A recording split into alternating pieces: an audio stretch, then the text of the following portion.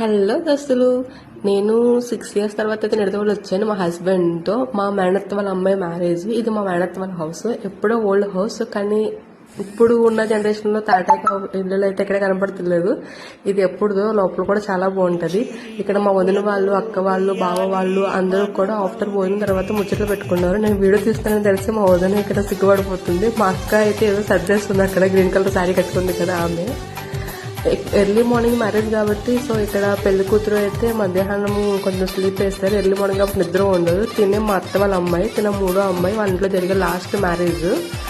After అయిన తర్వాత బయట వాతావరణం చాలా మారిపోయింది. ఇక్కడ పందిర్లో మా చిన్న వాళ్ళు, అక్క వాళ్ళు, మా కన్నమ్మలు అందరూ కూడా ముచ్చట్లు పెట్టుకున్నారు. ఇక్కడ వీళ్ళ పని వీళ్ళైతే ఇక్కడ చూడండి, వదిన మరలది వీళ్ళ గుసగుసలు వీళ్ళవి.